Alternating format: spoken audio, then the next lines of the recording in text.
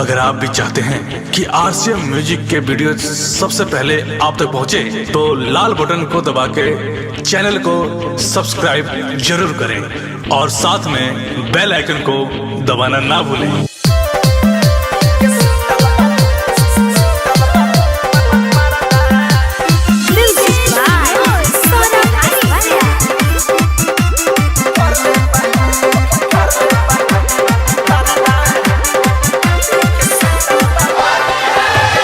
संगे होली खेली रख कोइला बनवला सरधा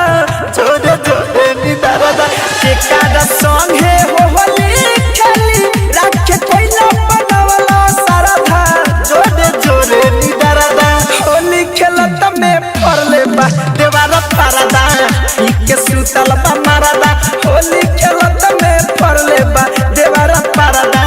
के सुतल बा मरदा।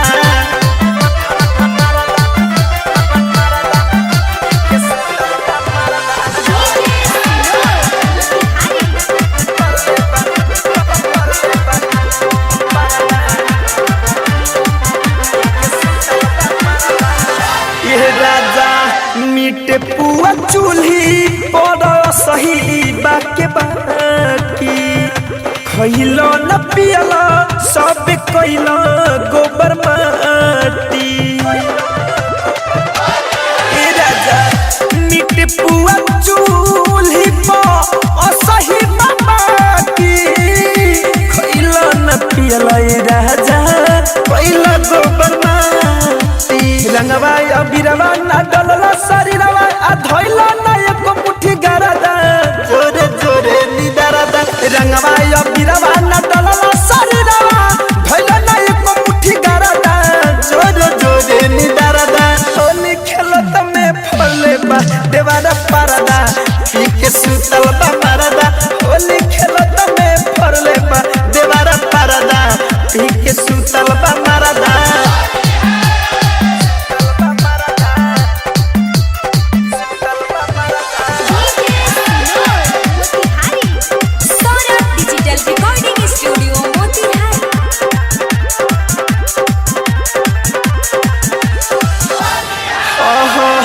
के तनो खटाई पीस मुँह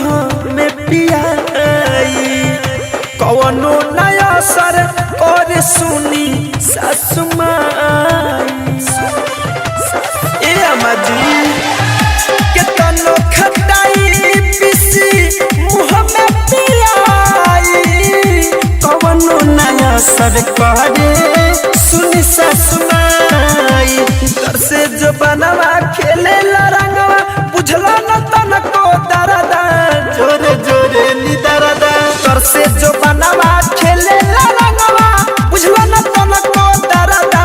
जोरे जोरे निदरदा होली खेलत में फले बा देवारा परदा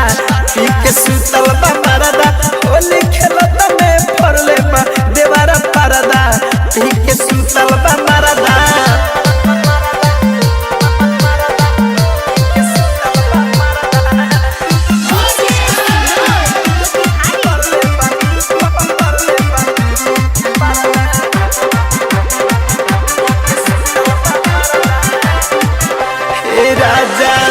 रंगवा बिरवा लहरे हम चोली धर कंधनंजय असगर कैसे खेली होली ए राजा रंगवा बिरवा चोली धर कंधनंजय असगर खेली कैसे होली युवे सधीरत सरवे सवरिया सूरत के बाटे नहारा जा जोरे जोरे निदरदा युवे सधीरत विजेंद्र दादरदी के बाटे ना कोनो हारा जा जोरे जोरे निदरदा होली खेलत में फले बा देवारा परदा के सुतल बा